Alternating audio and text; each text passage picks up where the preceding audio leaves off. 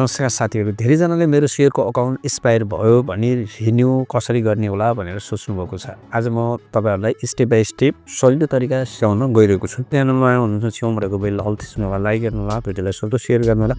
Video त पर्ने भएको मेरो शेयर एपलाई यसरी टच गरी गरिसकेपछि हेर्नु माथि बैंक सिलेक्ट गर्नु होला, त्यसपछि युजर राख्नु होला तपाईको मेरो शेयरको, अनि त्यसपछि पासवर्ड राख्नु होला। पासवर्ड राखिसकेपछि हेरेर लगइनमा टच गर्नु होला। लगइनमा टच गरिसकेपछि अब यो मेरो शेयर अकाउन्ट हेज एक्सपायर्ड भनेर रिन्युअल यो मेरो शेयर अकाउन्ट अनलाइन पेमेन्ट भनेर यसरी देखाउँछ। तपाईहरुले यसरी आफ्नै एपबाट मेरो शेयर एपबाट नै रिन्यू गर्न सक्नुहुन्छ, अथवा तपाईले क्रोम ब्राउजर गुगलमा नगएर डाइरेक्ट म यो देखाउँदैछु। तपाईहरुले हेरेर मैले प्रोसेसमा टच गरेँ। प्रोसेसमा टच गरिसकेपछि अब तपाईसँग खल्ती अथवा eसेवा अनि प्रभु पे IME पे अनि ConnectIPS बाट यतिबाट तपाईले पे गर्न सक्नुहुन्छ, मेरो शेयर रिन्यू गर्न सक्नुहुन्छ। मैले हेरेर खल्तीलाई टच गरेँ।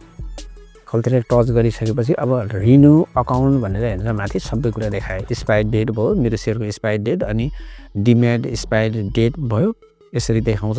यसरी देखाइसकेपछि हैन तल मेरो शेयर भन्ने छ, मेरो शेयर एन्ड डिम्याट भनेर सिलेक्ट गर्नु होला। मेरो शेयर डिम्याट भन्ने अलग अलग हुन्छ। मेरो शेयर एन्ड डिम्याट मैले सिलेक्ट गरेको छु। त्यसपछि हेरेर यतापट्टि यो डटमा टच गरेर तपाईहरुले कति वर्षको लागि गर्न सक्नुहुन्छ। जस्तै 1 वर्षको लागि हेरेर मैले 1 वर्ष सिलेक्ट गरेको छु। तपाईहरुले नभए यतापट्टि जति पनि राख्न सक्नुहुन्छ, 10 वर्षको लागि, 7 वर्षको लागि राख्न सक्नुहुन्छ। मैले 1 वर्षकै लागि रिन्यू गरेँ। त्यसपछि तल 1 वर्षको लागि भनेर आयो।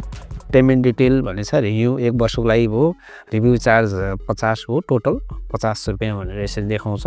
अब डिम्याट भयो, रिभ्यू इयर 1 भयो, अनि रिभ्यू चार्ज 100 गरेर अनि टोटल डिम्याटको मेरो शेयरको एकमुष्टमा टोटल कस्ट हेरेर 1 वर्षको 150 हेरेर देखायो। मैले हेरेर प्रोसेसमा टच गरेँ। प्रोसेसमा टच गरिसकेपछि डाइरेक्ट हामी खल्ती हेरेर पे भाइ खल्ती वालेट भनेछ। तपाईहरुले आफ्नो खल्ती अकाउन्ट राख्नु होला, अकाउन्ट नम्बर हेरेर खल्ती पासवर्ड राख्नु होला। खल्ती MPN पासवर्ड तपाईले राख्नु होला। यति भइसकेपछि हेरेर सबमिट गर्नु होला।